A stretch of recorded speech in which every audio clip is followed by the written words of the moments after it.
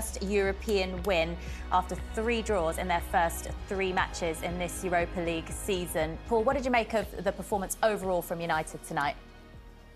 Yeah, I thought it was okay. I thought the second half was better than actually the first half, where they were leading the game. I thought Fenerbahce were in control of most of that game. It wasn't until Fenerbahce scored that they decided to sit back, and United then had most of the possession, had a couple of hard chances. I suppose I think Garnacho had an half-decent chance from the edge of the box, but never really looked like winning the game.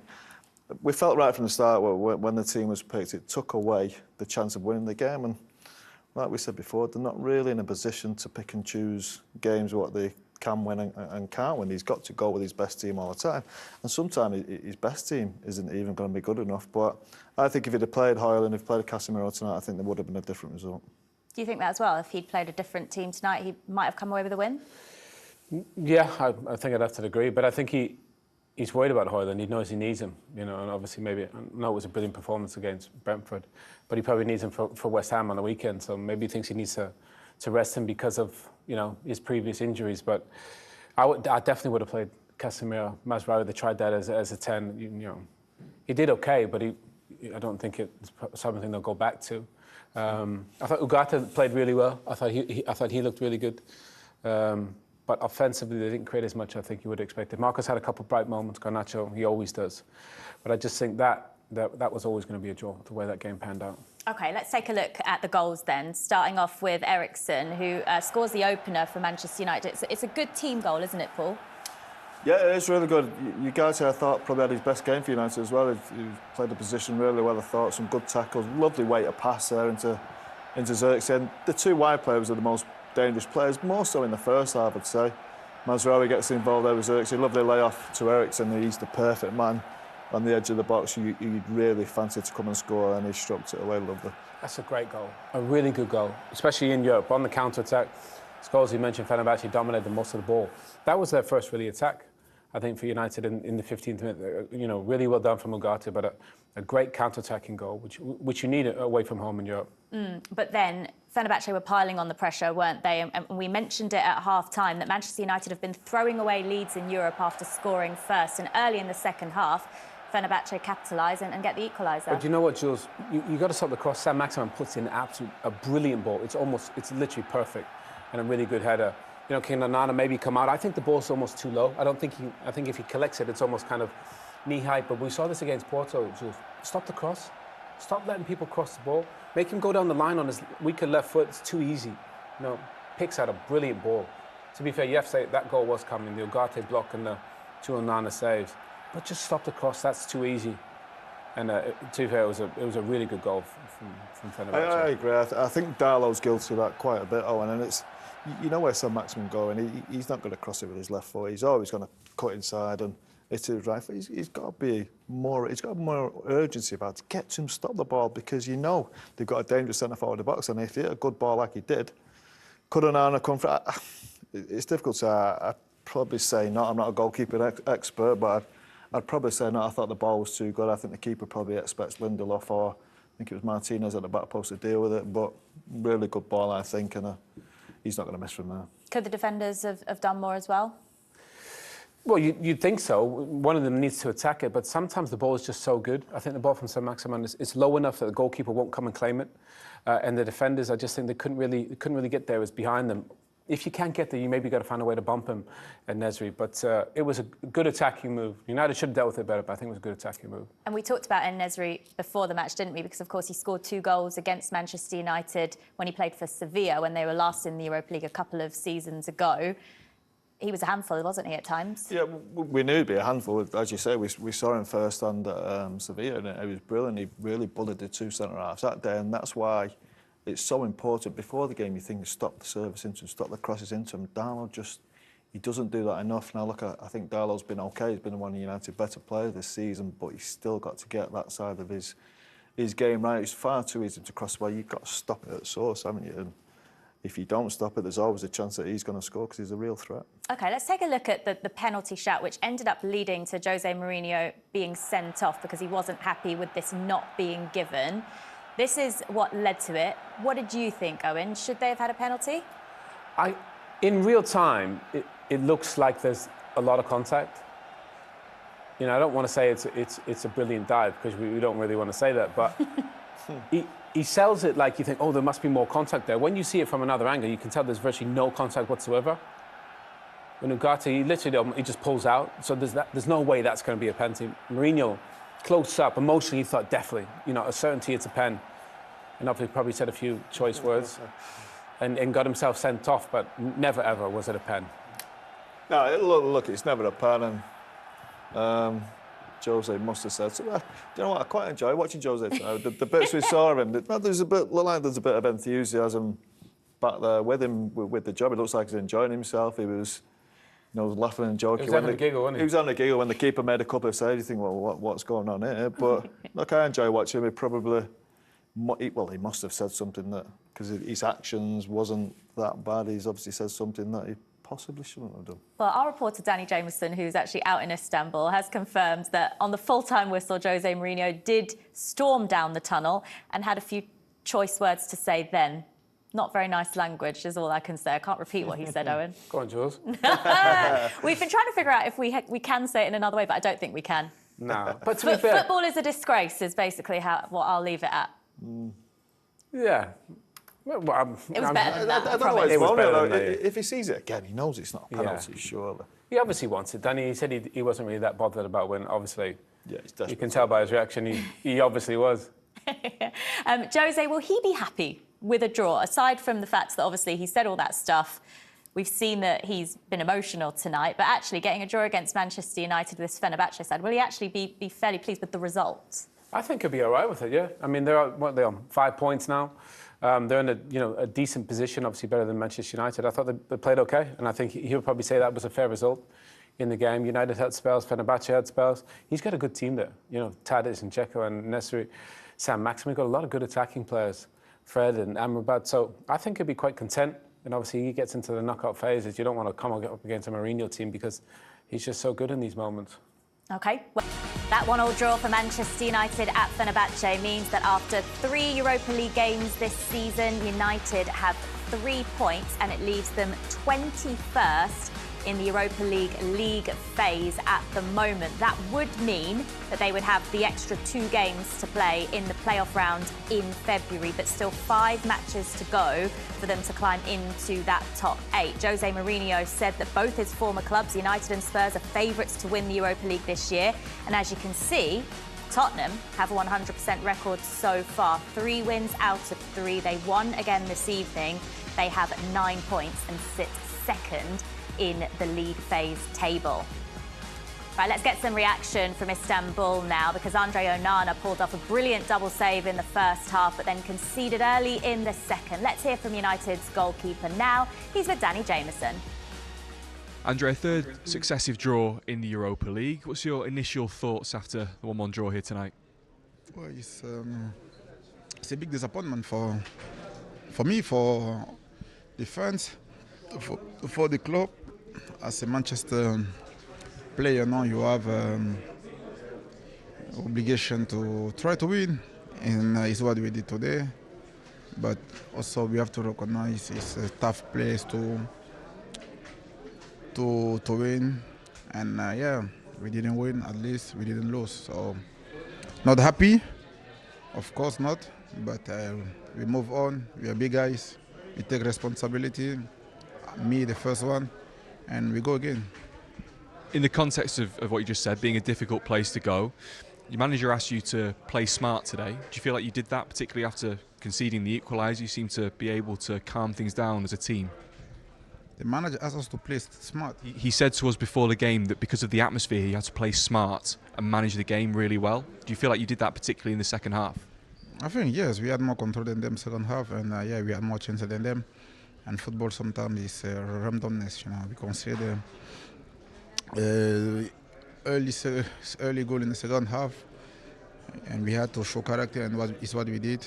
And yeah, unfortunately we didn't win, but I think we were better than them.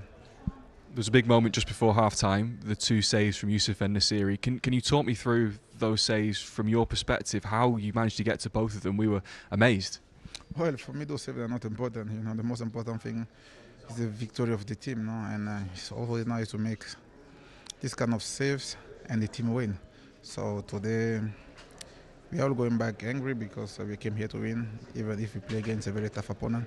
But we are Manchester United, so it's a big disappointment. When the team was announced, we were a little bit surprised to see José Mazraoui playing in midfield. How often have you practiced that this week, and how did you feel it worked tonight? I think every player who are wearing this shirt are able to play any position, and Mazraoui is one of them. He did a good job for us, and yeah, we're happy with him. We're happy with his performance, and he used to play there when he was younger. So I think sometimes we have to be pragmatic, no, with the red cards, with injuries. So player needs some time to step up, and it's what Mazraoui did. And it was brilliant for the team because the team need him there. So, yeah, I'm happy with him. Appreciate your time. Thank you. So happy with the team, disappointed with the overall result, André and Onana's saying. But really, if you look at particularly the first half with that double save, Paul, he kept his team in it, didn't he, at that point?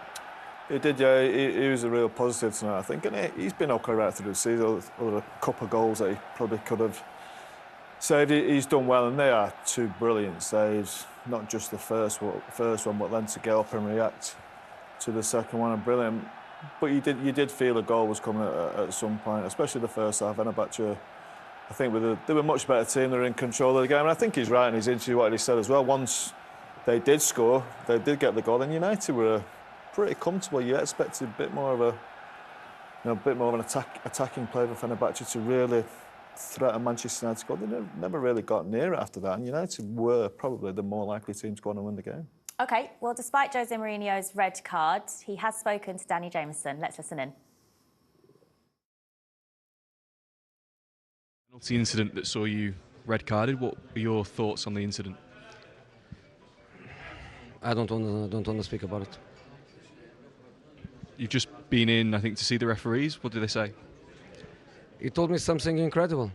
He told that at the same time he could see the action in the box and my behavior on the touchline. I congratulate him because he's absolutely incredible. His peripheral vision during the game, 100 miles per hour, he had one eye on the penalty situation and he had one eye on the bench and on my behavior. So that's the explanation he gave me. That's why he's one of the best referees in the world. Have you had the chance to watch the incident back? Do you still think it was a penalty? I watched the incident. I don't speak about the incident. The game as a whole. The game as a whole got a point against Manchester United. No, they got a point against us. They got a point against us, not us against them. We played amazing. I was telling the players, if we play like this in the Turkish league, we destroy everything. Because of course we played against a team that is a superior level than us.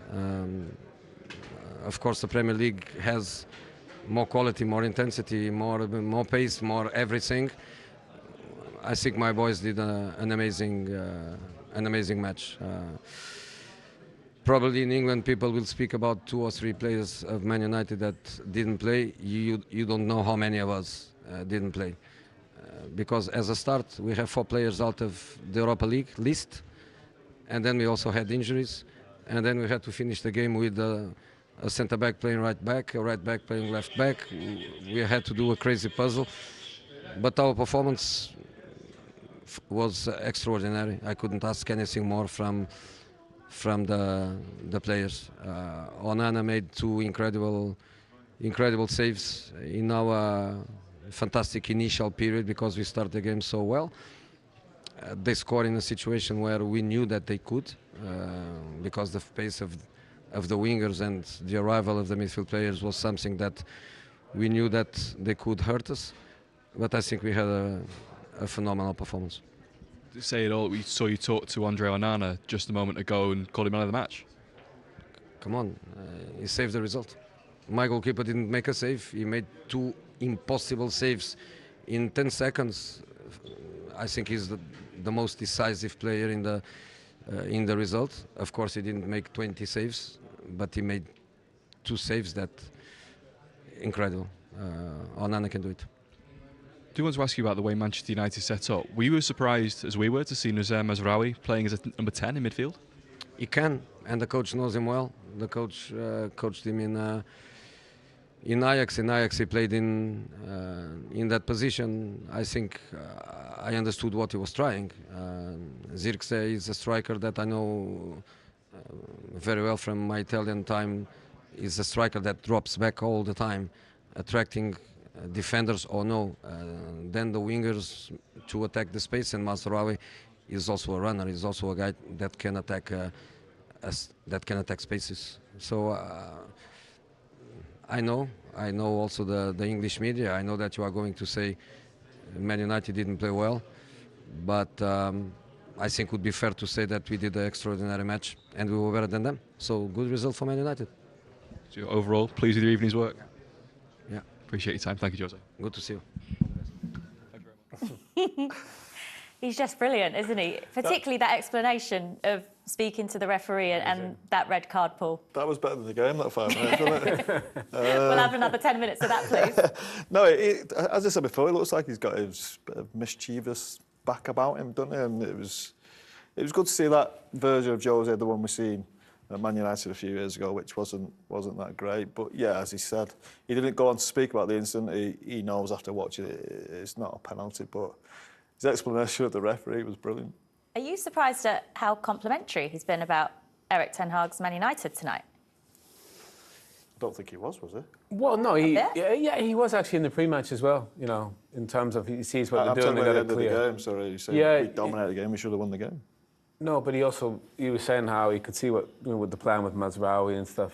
I'm glad he could. But I think often before sometimes you'd proper give a jab, wouldn't he, here and there? I think, yeah. He was being very nice. But maybe that's because he's happier. You know, he looked like he looked happy, yeah. That interview was amazing. The way he just put the referee away there, that's why he's one of the best referees, because he's got two eyes looking in two different directions. I mean, that's only he could... We'll probably get fined for it, but he doesn't mind now. No. But it's nice to see him be so complimentary about his team as well, you know, because obviously they've had some issues in the league. I think they're fourth in the league. But... they played well today, and I think he realised, you know, they could have won the game if it wasn't for Onana. But I still think a draw was a fair result in the game. And his take on it is that United actually got a point against them. It was interesting to hear his take on that as well. Yeah, well, I think he's right. Look, the stats at the end of it looked like the game was pretty even, and it was. And he also said in his interview that their keeper didn't make a save, and that was true as well. United did look dangerous at times. Scored with that first chance, didn't they? To score with the first chance, yeah. And that was the first probably kick of the game they had after, 14, 15 minutes? I don't know. And look, Fenerbahçe were really good, and they're a good team. I think what's the word? He steps his team down a little bit. He doesn't give them enough credit, really, for I think what they are comparing to Manchester United. Look, Manchester have got players missing. He's got a load of players missing. As he said himself, the Mazraoui in the number 10 has been spoke about. Didn't see it happening. I didn't see that working.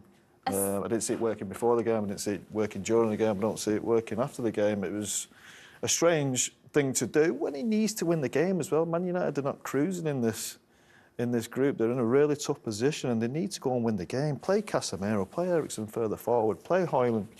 He's not in a position. He needs to win games. He's in a period of pressure where people are having a go. He needs to win games, so play your best players. Have you seen any improvement this season in style or performance under Erik ten Hag, Paul? No, not yet.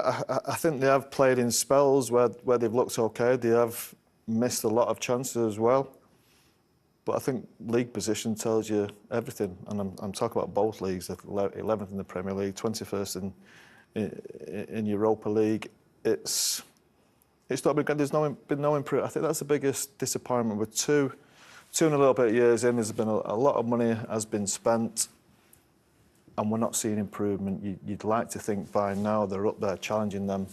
Top three teams, Liverpool, City and Arsenal, are ahead of most of the teams. You'd like to see them getting even a little bit closer to that, but it doesn't feel like it. I do actually think on Saturday they got closer to having the best team out, which has been a while. I think Luke Shaw still needs to come into that. They've got the young lad, Lenny Yoro, who will probably come into that Minu back into the midfield.